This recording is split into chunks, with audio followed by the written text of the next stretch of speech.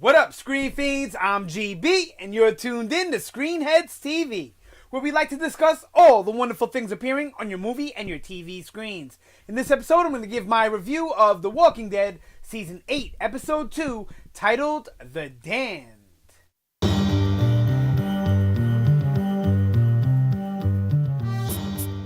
Alright, I know I've said this before recently. I'm just going to say it again. Thank you to all of you who've stuck with me during this rough time where I'm trying to transition and get a good schedule going just to balance work, life, and family, as well as the YouTube channel, which I love doing. So I'm really still working on that so I can upload for you guys regularly. But thank you so much for those of you who have stuck with the channel and continue to watch the videos. Okay, that being said, The Walking Dead Season 8, Episode 2, The Damned. I really like this episode.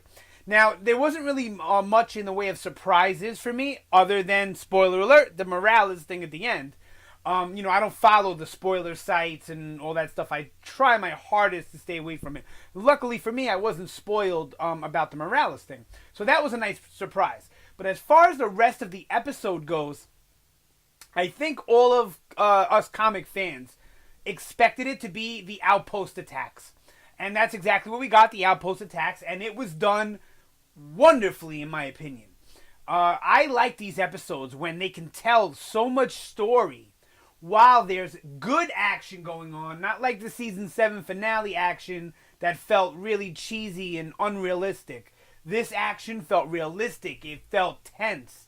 It felt like we were getting a lot of story, even in those moments where there wasn't a lot of dialogue being said. And that's the one thing that I feel The Walking Dead does stronger than most shows. There are a few others that fall into this category, but very few shows can tell so much story and so much about a character or their development with so little words and so little dialogue. That's a hard thing, in my opinion, to achieve in TV, and the shows that achieve this excel above the rest. Not only The Walking Dead, but I can say Breaking Bad had told a lot with silence.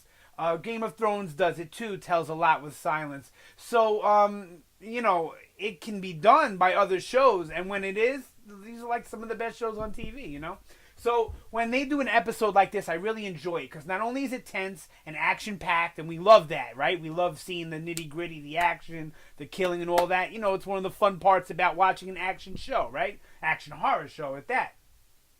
But yeah, so the way it was handled in this episode to me was very on point, very realistic. I loved all of the attacks. There was a point when the ARE attack was happening where I was like, I don't know if I like the way this is happening. They're kind of close range. A lot of bullets are flying. Not a lot of people are dying. That's that fake action stuff that I'm always talking about. But then, when you, in retrospect, or not even in retrospect, as that scene progresses throughout the episode, you see that they weren't there to shoot them. They were there to bring walkers.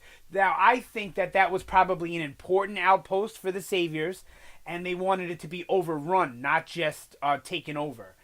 You know what I mean? They didn't just want to kill the people and then run up in there and take that outpost. There's probably something about that outpost that's very important to the Saviors. So I really like the way it was handled in the long run. I talk about the ARE one first because not a lot happened. Eric gets shot. He's probably going to die. That's what characters like Eric are for. They're to advance the development of more major characters like ARE. So Eric's death, of course, will have a great impact on ARE, as that's his husband, boyfriend, whatever. So I talk about that one first because there wasn't a lot going on, but I did like the whole way it was handled. Now, if we don't get an explanation as to why they didn't just want to kill the Saviors and they wanted to get the walkers to overrun the outpost, if we don't get an explanation, then maybe that whole scene doesn't really hit as hard. But if we get some sort of explanation as to why that was the choice that the group made, I would be okay with that. Maybe I missed something on Rick's notepad. I don't really know. But yeah, that was good. Liked it. Like I said, it's going to do a lot for the character of ARE. And it was nice to see Tobin and Francine in on it and all that. That was good stuff. All right. Let me move on now to the better stuff of the episode, in my opinion. Let's talk about the Morgan outpost stuff. I really, really enjoyed all of it. The stuff with Jesus and Tara was really good, and the stuff with Morgan was really good. And, this character of Morgan has gone through such a change throughout the seasons. It's amazing to me. If you go back and watch season 1 Morgan, and then watch him from his brief appearance in season 3, and then move on to his, to 5, 6, 7, where we are now, the evolution of the character is quite remarkable. And it's crazy because he's evolved so much, but he hasn't really changed much. He's still battling the same demons. He's still going the same type of crazy. It may be slowly, it may be in drips and drabs, but it's still happening. And I just love this about a character because in real life, it's hard to break certain things that have happened to you or feelings you have or whatever it is. It's hard to break and change that. So in a world like The Walking Dead where you're kind of being pushed into maybe being the type of person you don't want to be, it's got to be 20 times, a million times harder to control and maintain things that maybe today we could, in a regular society, we could control quite easily. So I just think it's fascinating what they've done with his character, right? Now, when he got shot, I'm like, there's no way they killed Morgan like that. Like, they didn't catch me with that bait. I doubt they caught many people. I'm sure everybody knew that Morgan was going to get up after that. I am surprised they killed the one dude from the hilltop because it seemed like they were building him up to be not a major character. I'm talking about the dude that Daryl broke his arm in season 5, and he's the one that took them to the Saviors so that they could raid that outpost, whatever it was. So, yeah. I was surprised by that, but the Morgan thing, I kind of knew he was going to get up, right? And he gets up and goes complete badass, loved it. I love when Morgan goes badass. Lenny James is such a fantastic actor. You believe everything. You believe the words, you believe the facial expressions, and you believe the action is real. And, that's just a testament to the actors. But this show, one thing nobody can complain about with The Walking Dead is the main cast acting. They are incredible on all cylinders. Every single one of them in their own right, their own things are really good. Even the characters I don't care for as much. Like Tara, she's good at what she's supposed to do, the purpose of the character. So I really like that. Speaking of Tara, let's talk about Jesus and Tara. I'm trying not to take up too much of your time. You know how I get rambly and I miss you guys, so I want to talk extra long, So Tara and Jesus, I really like this because we all knew that Jesus was like a good guy, but he'll kill if he has to. He'll do what he has to get the job done. But he's kind of like Morgan in respects to where it's like, well, you don't really have to kill. See, Morgan hasn't really gotten there yet. He's either kill or life is precious. He hasn't found that happy medium. But Jesus, to me, has that medium where he doesn't want to kill. He doesn't like killing. He only kills when he has to. But he will do it if necessary, and that to me is how you need to be in the world of The Walking Dead, the zombie apocalypse. I feel like most people haven't grasped this type of ideal of like the gray Jedi, where you gotta try to ride the fine line between good and evil, and just make the best choices possible. Even if sometimes that choice may not be what you look at as the moral choice or whatever. And I like that about the character Jesus. And Tom Payne, the actor, he does such a good job at portraying that. So I love the back and forth between him and Tara. Because Tara is somebody that wouldn't kill when she was with the governor. And now she's all about killing. Once again, Walking Dead, great thing about it is the character evolution, the changes the characters go through from season to season, episode to episode, to me is one of the best things about it. It makes it feel so much more real and so much more lived in, I guess you would say. Anyway, so I liked all that stuff. And, I'll tell you the truth. The savior that was lying to them, telling them that he wasn't really a savior, whatever, I kind of believed that guy at first. So I guess I'm the sucker. I'm like Jesus, where I kind of believe that dude, because we know how the saviors are. We know they have people working for them and all this other stuff. So it's not a stretch for that guy's story to be true. And they did such a good job, and the actor that played that dude did such a good job because they totally tricked me, totally fooled me with that one. But I love that back and forth between those two characters. That was really, really fun. That whole raid of that outpost, Diane with the arrows, I loved all that. Diana, I like her a lot. There are times her movements and all that seem wooden and acting, like when she's doing like the gun stuff. But when she's got dialogue, or when she's kind of just standing there with that, mean face on, I like her a lot, All right, let me move on. I know I'm rambling. The Ezekiel, Carol, and the Kingdom guys. All right, so it seemed like they're more. We didn't actually get their full-on attack at the outpost, right? We were kind of following them on the way to the outpost. Is the vibe I got from it. I'm pretty sure I'm right about that, because we mostly saw them taking out walkers. We didn't really see them dealing with people much and all that. So. I think in the next episode, or maybe 2 episodes, which I'll talk about in the predictions, I think maybe we'll actually see their actual attack on the outpost. But here's what I liked about this, the Kingdom and Ezekiel part of it. I liked how, Ezekiel is this hopeful guy that's sort of full of hubris. Reminds me much of Rick. Season 5 Rick, where he just thought he was unstoppable, and season 6 Rick, where he thought he was unstoppable, unkillable, and there's no way he could lose, which is a bad thing, because you got to have it in mind that, this losing is a possibility. It's how you really stay surviving, right? And Ezekiel has that, but Carol, who's usually the voice of balance, right? She's usually the one that is going against whatever everybody else thinks is the right thing. When people think they shouldn't be killing, Carol's ready to kill. When people, want to, act too tough, Carol is there to tell you, well, we're not as tough as we think. So, she plays this kind of all over the map game, but it's a very motherly thing, a parently thing, where the parent will always go against the children to show them the other side of the coin. I do it with my kids. I really like that dynamic between Carol and Ezekiel. I can't wait for this season to evolve and progress so we can see that relationship grow and change. Those of you who read the comics kind of know where this relationship is headed. Not because Carol and Ezekiel have a thing in the comics, but Ezekiel has a thing with Michonne in the comics, which obviously isn't going to happen in the show.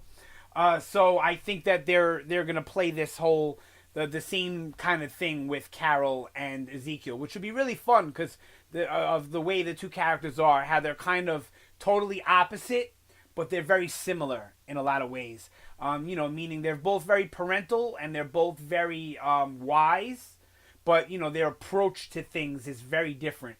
Where Ezekiel will use trickery or not necessarily trickery, but he puts like kind of the wool over your eyes a little bit, where Carol is much more straightforward. So whatever, I like that stuff. That was great. Sorry, let me move on to the last one. We got Rick and Daryl and that crew running into the outpost that they're running into, and I love this so much. All of it was handled so good. This part of the cast, you have some of the strongest actors. They all have strong actors in them. I can't say that, but Rick and Daryl are so good at playing these two characters that it's just so much fun to not only see them on screen, not only doing action, but together as a duo, as a team, as brothers, right? Not only brothers, but brothers in arms. That's always fun. So I love that stuff. That scene when they first run up in the outpost and the two saviors are standing against the doors, and you just see like their heads like explode against the glass. I love that.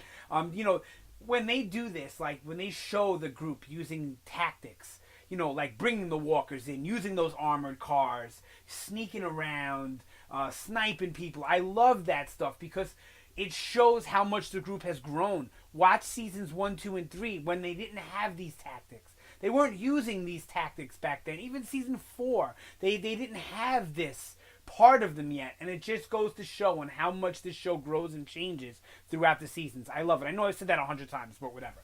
So, yeah, we get them going in, taking out, all the saviors. And if you notice, if Rick keeps reading his recon notes, him and Daryl have a brief conversation about Dwight, and so we know we have confirmation that all of that recon pretty much came from Dwight. At first I was wondering if they did a lot of the recon themselves and Dwight just supplied the information, but I think it's more of Dwight supplied the information and they didn't really just go to recon. They kind of recon and then attacked, like all kind of swiftly, and that's why we didn't really see much planning or anything, because it all happened like this. And yeah, so I really like that. It was a nice addition and a nice way to tell us that these notes were coming from Dwight, and how Daryl is still like, well, he's an asshole. It's just great. I just love the whole dynamic. All right, so yeah, that was really fun. And then we get Rick runs into the baby's room with Gracie. Says on the wall, I guess that's the baby's name, and you see Rick like start to break down. And think about it, especially if you're a parent. Think about this, or just if you are able to think outside the box and think like a parent when you're not. Think about this, right? You're a guy that has two kids in this world of just war and death, right? And you know you're part of it. You're killing. You're slaying people, right? You're killing people to save your own kids. And then you see kids, and you're like, the people I'm killing have kids. I can see how that could tear somebody up inside. It would tear me up inside. So I really felt for Rick in that moment. And then you're wondering, like, wow, like, where's this baby's parents? They already kill the parents? Whatever. And then we get the Morales stuff. Now, this is a little, all right, I don't know how I feel about the Morales thing. I don't think it was necessary. It's kind of just out there how Morales was headed, I think, towards Alabama. And now, 2-3 years later, he ends up in Virginia. I guess it's possible he went on his own journey, and maybe that's just the way he went. You know what I mean?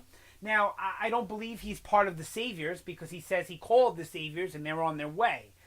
But he was living in that outpost.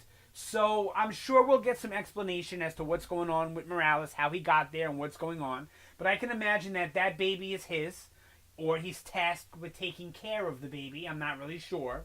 But I'm going to say for right now that it's his baby. He had a family. Maybe that family's dead and now he's tried to start a new one. Or maybe his family is still alive. Who knows? I'm sure we will learn. I just hope it's not a throwaway thing where now they just kill him off because, all right, we've made you all happy and brought Morales back. Now let's just kill him for no reason. I hope it's not like that and they made it actually worth telling this story and worth making this part of the story, and it wasn't just like a weird fan service thing. I really hope that that's the case. Because if that's the case, I won't mind it so much. If there's a good story to tell there, I definitely won't mind it. And if they have a good explanation as to how he made it to Virginia and blah, blah, blah, I'll be okay with it. Otherwise, it seems like the world is just getting too small, too many people knowing too many others type of thing. And I don't know where that's going to, how that's going to play out. But I have high hopes. You guys know, if you watch my videos, I love this show to death. So I have super duper high hopes that this season is gonna blow last season away and possibly be one of the best seasons. So I really enjoyed this episode. It's probably gonna be up there on my list of favorites. Which with every season that list gets a little bit longer and longer because every season has at least one episode that I can add to my favorites list. Every season. Maybe I'll do a video about that, about the best episode of every season, in my opinion. I don't know. But sound off down below. Let me know what you thought about The Walking Dead Season 8, Episode 2, The Damned. Or what'd you think about this season so far? I'm all over the place. Been a while.